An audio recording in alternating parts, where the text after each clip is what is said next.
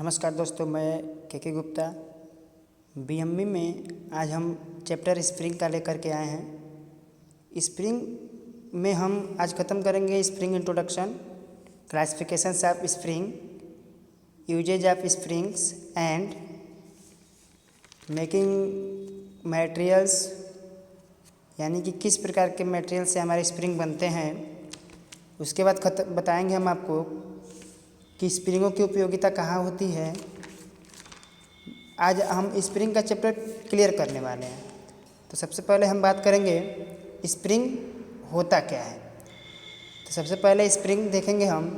तो स्प्रिंग वह युक्ति है जो भार को सहन करती है, यानी कि स्प्रिंग हमारी वह युक्ति है जो भार को सहारने का काम करती है, जो प्रत्यास्थ विरूपण प्रदान करती है। यानी कि वो क्या करती है?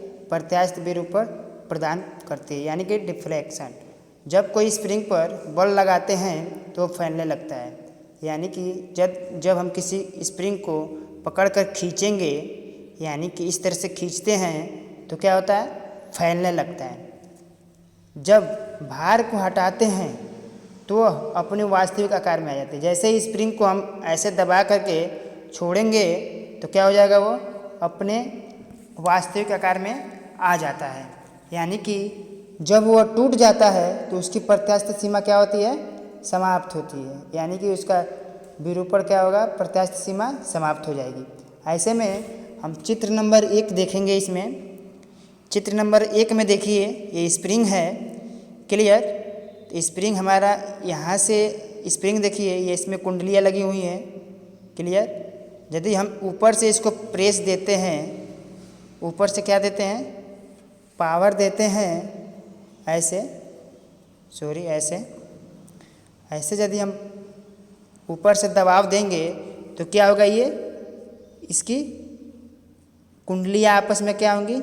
सट जाएंगी। यदि इसको छोड़ेंगे तो फिर वे वास्तविक आकार प्रदान कर लेंगे। यदि हम स्प्रिंग को कैसे देखते हैं कि इसके कुछ अंग होते हैं स्प्रिंग में, तो स्प्रिंग में हम देखेंगे तो यहाँ से यहाँ तक का जो पार्ट है हमारा, यहाँ से यानी कि यहाँ से और यहाँ तक का जो भी पार्ट है, इसको हम बोलते हैं स्प्रिंग ओवर लेंथ।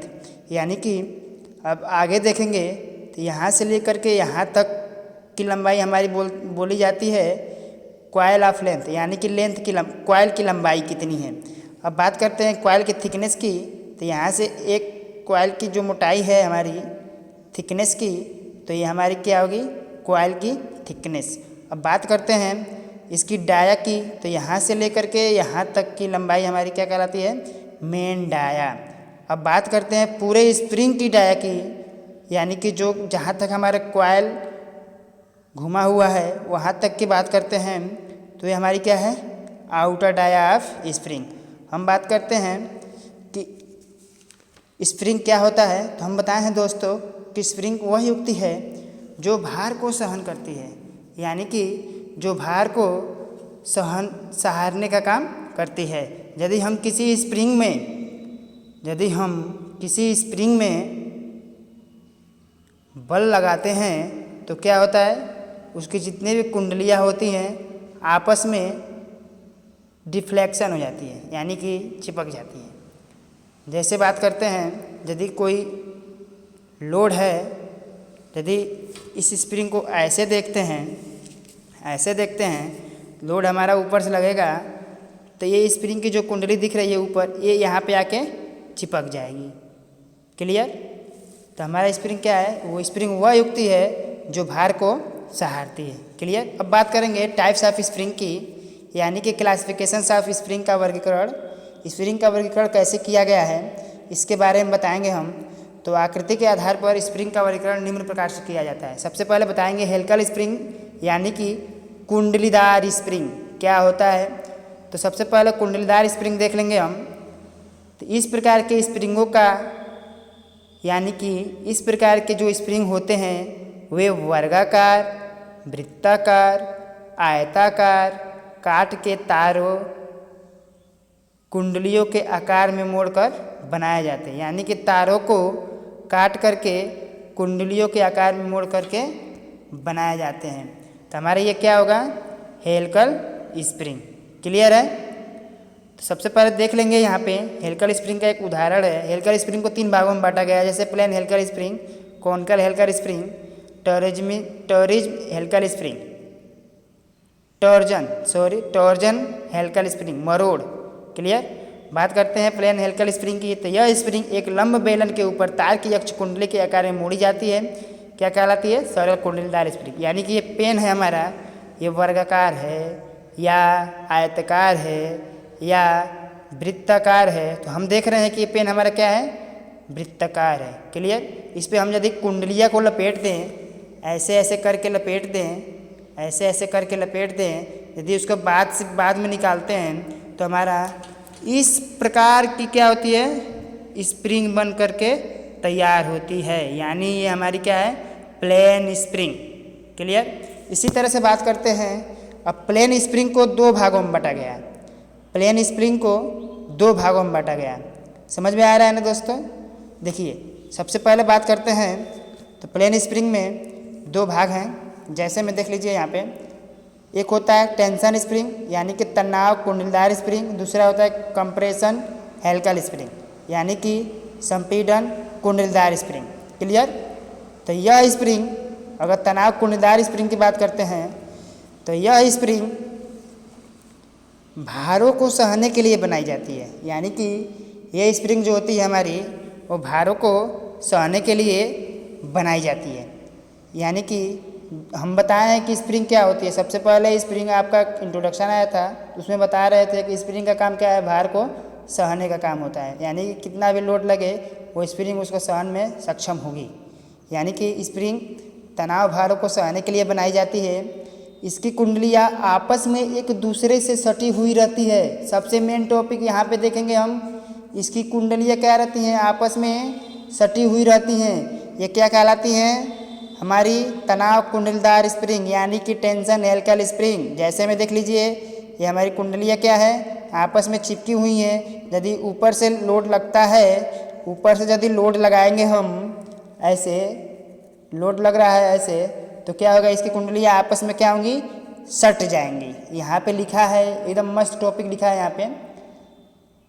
अगर हम स्प्रिंग को पहचानना है हमें, तो सबसे पहले हम देखेंगे उसकी कुंडलियाँ कैसी हैं।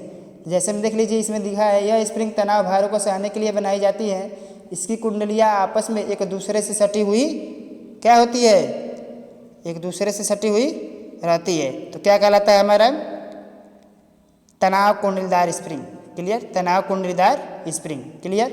हम बात करते हैं तो यहाँ से लेकर के यहाँ तक की जो हमारी स्प्रिंग की पूरी लंबाई है। क्लियर। अब यहाँ से देखिए लोड लग रहा है, ऊपर से P लोड लग रहा है। जैसे ही ये लोड लगेगा तो ये क्या होगा? आपस में चिपक जाएंगे, यानी कि एक दूसरे से सट जाएंगे। क्लियर। यहाँ से यहाँ तक की हमारी कुंडली की लंबाई है, जो हमारा कुंडली है उसकी पूरी क्या है? लंबाई है। हेलिकल जो है हमारा, उसकी पूरी लंबाई। हम बात करते हैं यहाँ की, तो ये हमारा तार का व्यास है। क्लियर। ये हमारा क्या है? पूरा, ये पूरा क्या है? हमारा टेंशन स्प्रिंग। अब बात करते हैं कंप्रेसर स्प्रिंग की।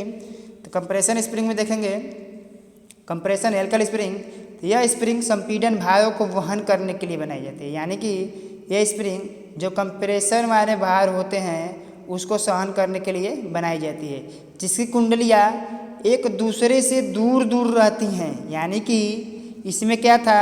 सटी हुई थी, लेकिन इसमें देखिए 1 2 3 4 5, यानी कि 1 2 3 4 5, यानी कि इसमें कुंडलियाँ क्या हैं? एक दूसरे से दूर दूर हैं। एक दूसरे से क्या है? दूर दूर हैं। यानी कि इसकी कुंडलियाँ क्या हैं? एक दूसरे से दूर दूर हैं। क्लियर। जब संपीड़न होता है तो वे एक दूसरे के पास आ जाती है। यानी कि जब ऊपर से लोड पड़ेगा तो एक दूसरे से क्या हो जाएंगे? चिपक जाएंगे, यानी कि सट जाएंगे। क्लियर। यानी कि जब संपीड़न होता है तो एक दूसरे के पास आ जाती है। क्या कहलाती है? संपीड़न स्प्रिंग। क्लियर।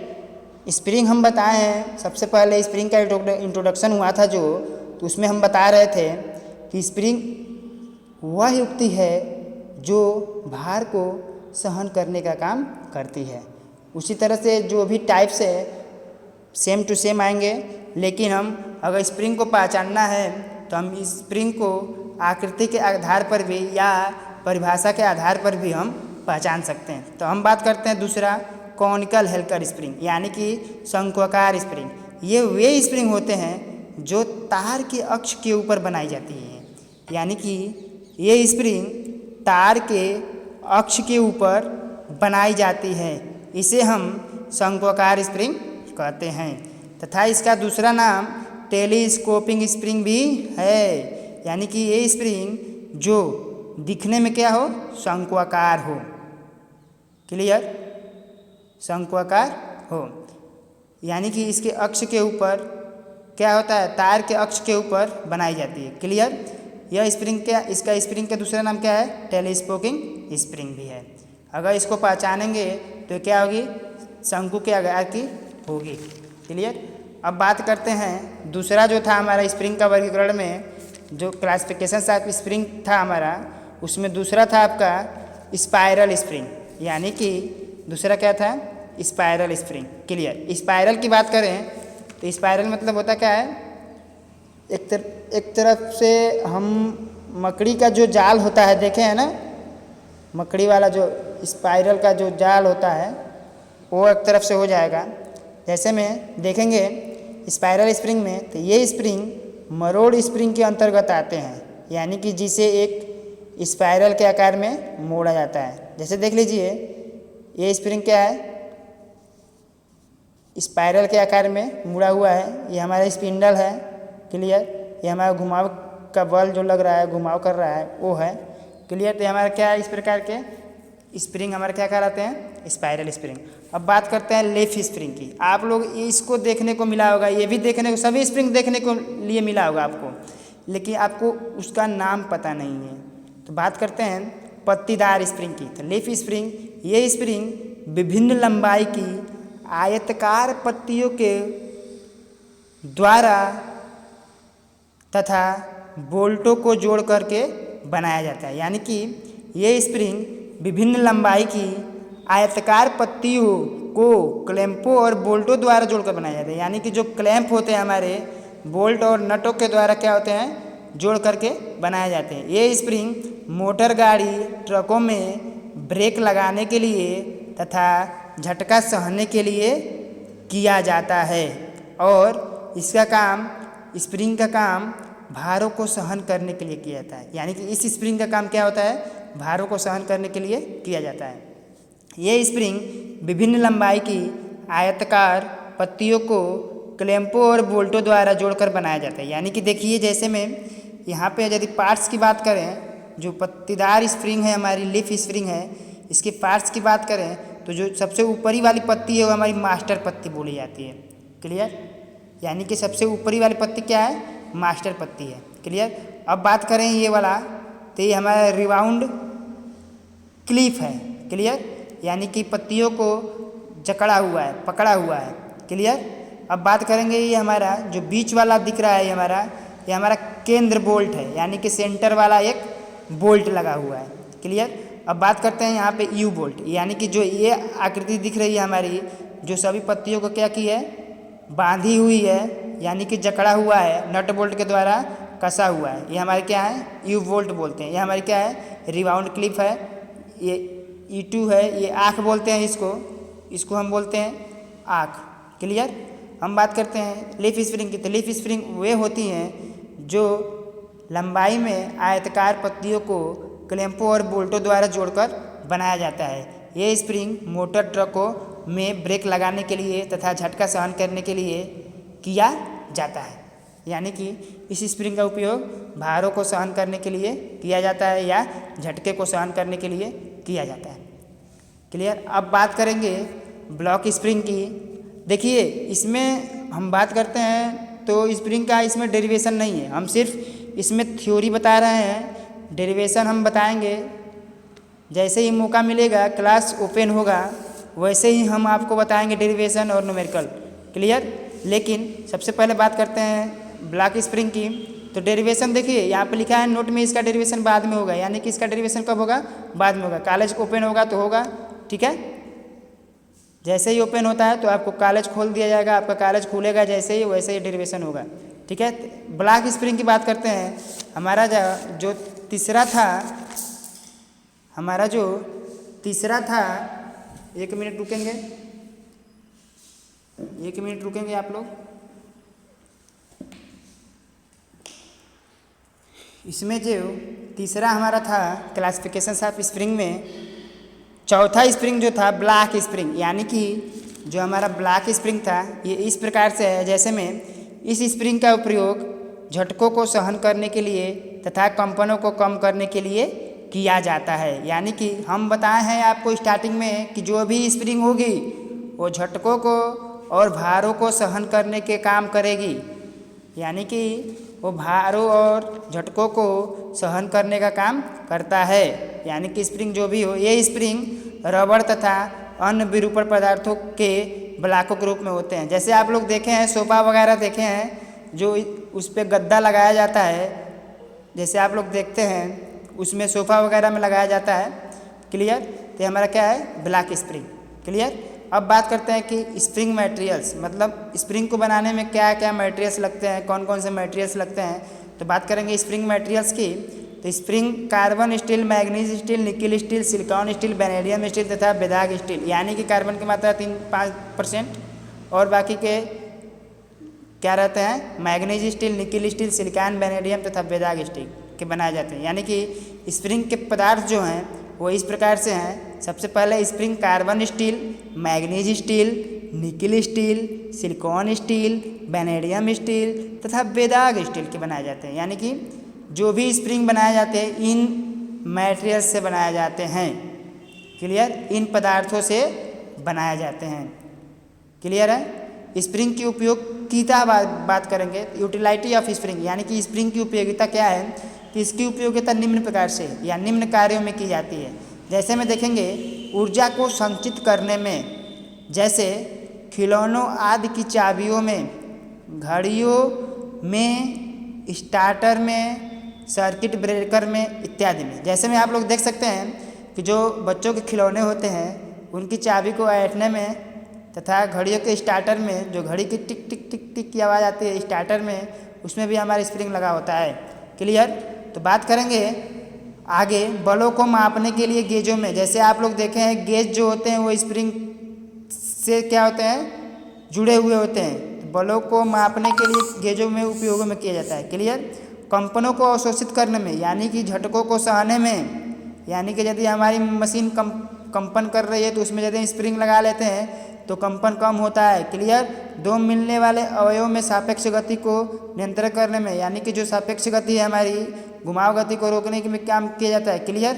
नियंत्रित करने, जैसे कैम फ्लावर आईसी इंजन में करते हैं। क्लियर। इसका उपयोग क्या क्या कहाँ किया जाता है, कैम फ्लावर आईसी इंजन में भी किया जाता है। क्लियर।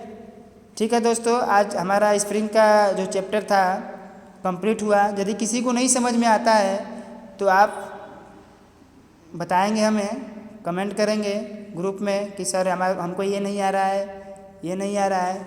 क्लियर। हम स्प्रिंग्स के जो फिगर हैं हम आपको भेज रहे हैं। Clear classes. Okay classes. Thanks classes. Best of luck classes.